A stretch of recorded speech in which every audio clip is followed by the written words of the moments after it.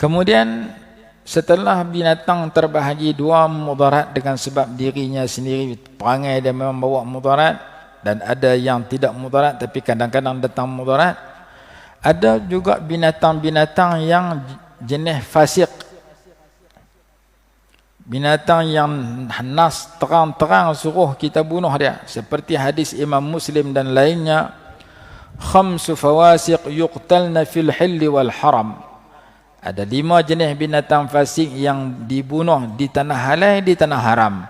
Jumpa di Mekah membunuh, jumpa di Madinah membunuh, jumpa di Malaysia lagi kena bunuh. Iaitu ular yang berbahaya, tikus, anjing yang memudaratkan orang lain, burung helang yang boleh mudarat, burung gagak yang mudarat, semua tu ada istilah-istilah dia. Ada riwayat kata, riwayat Imam Abu Daud, yang tadi Imam Muslim, riwayat Imam Abu Daud disebut al-aqrab, kalajengking. Kalajengking ni jumpa di Mekah pun bunuh, jumpa di Madinah pun bunuh, jumpa di Malaysia pun bunuh. Sunat kita bunuh, kerana semua tu disebut sebagai binatang yang fasik. Yang banyak pahala dalam hadis kata bunuh cicak. Hadis Muslim, man qatala wazaghatan fi awwali darbin falahu 100 hasanah. Barang siapa yang membunuh seekor cicak dengan sekali pukul, maka baginya 100 pahala. Kenapa cicak itu sunat dibunuh, pahala pun besar? Man qatala ghawazaqatan min awwali darbatin falahu 100 hasanah.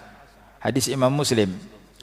Barang siapa yang membunuh seekor cicak daripada pukulan yang pertama, cicak mana duduk bawah nak pukul je lah, dia pun cerdik, duduk bawah kena katuk hari-hari, dia duduk atas, maka kita lasting dia, kita terbih dia dengan getah, kena jatuh mati terus, 100 pahala. Wa man qatalaha fi ad-darbati as-saniyati falahu kaza wa kaza hasanatan dunal ula. Barang siapa yang membunuhnya dengan pukulan kali yang kedua, dia dapat sekian-sekian pahala tapi kurang daripada pahala yang pertama. Tapi mampu terus 100. Tapi tak mampu, katuk kali kedua pun mampu, tak sampai 100 dah, pahala kurang. Kali kedua pun tak mampu, kali ketiga pun mampu, lagi kurang pahala. Hadis kata, wa man qatalaha fi salisati falahu kaza wa kaza hasanatan dunas saniyah. Barang siapa yang membunuh seekor cicak pada kali yang ketiga, pukulan ketiga baru mati, maka dia dapat sekian-sekian pahala, kurang daripada pahala orang yang membunuh dengan pukulan yang kedua. Jadi cicak ni binatang yang jahat, yang sunat dibunuh. Mai orang Melayu kita buat filem Cicak Man, cicak jadi hero pula. Yang tu orang buat macam mana? Kalau dia perujuk kepada hadis ataupun kepada fatwa ulama, mungkin dia jumpa cicak ni tak boleh jadi hero, kena jadi jahat, kerana dia binatang yang jahat. Apa illah, apa sebab digalakkan bunuh cicak ini? Ada hadis Bukhari, Ibnu Majah, Ahmad menyatakan, Imam Bukhari, Imam Ibnu Majah, Imam Ahmad rahmatullahi alaihi al-jami' menyatakan annaha kanat tanfukhun nara ala Ibrahim liyazdada ishti'aluha. Kerana dulu zaman Nabi Ibrahim nak dibakar oleh Namrud, Nabi Ibrahim alaihi salatu wasalam nak dibakar oleh Namrud alaihi la'natullah, cicak ni pi tolong hambus api bagi menyala. Dia tolong Gen Namrud lawan Nabi Ibrahim. Tok Wan cicak jahat, keturunan mereka sampai kiamat disunatkan bunuh. Itu alasan disebut oleh sebagian ulama, seperti mana dinyatakan dalam kitab Hayatul Hayawanil Kubra, dalam bab Wazaghah. Ada 2 jilid kitab. Besar kitab tu, 2 jilid tebal. 1 jilid tebal-tebal.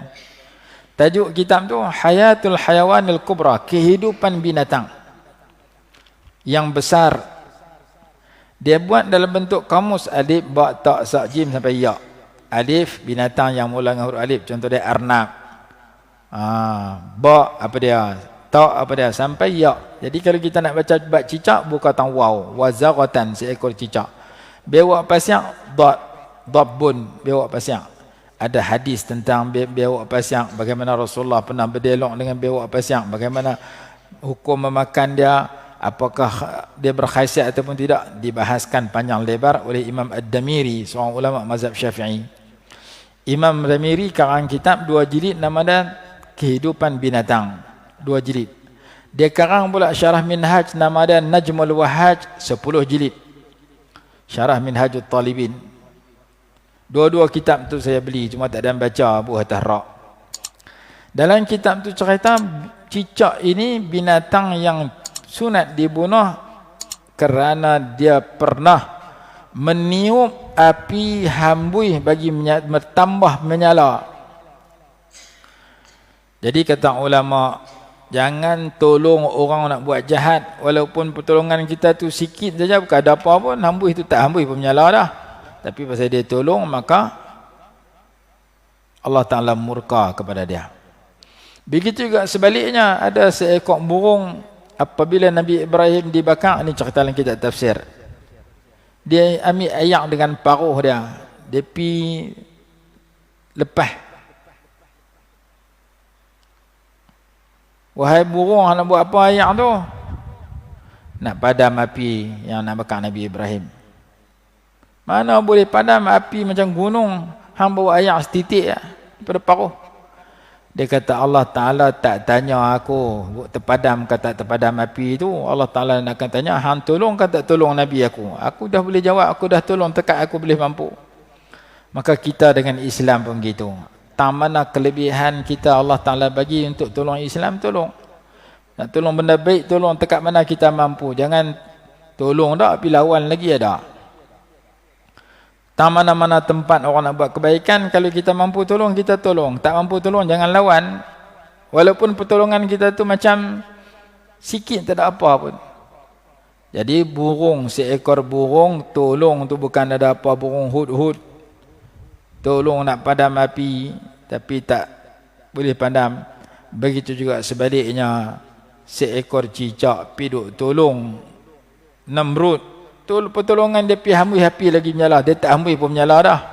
Dan kalau dia hambui pun bukan kuih terang, kuih kuat lagi. Tapi sikap dia menolong orang jahat dalam menentang orang baik itu dimurkai oleh Allah. Dan sikap menolong orang baik, menentang orang jahat disukai oleh Allah. Walaupun pertolongan itu terlalu kecil.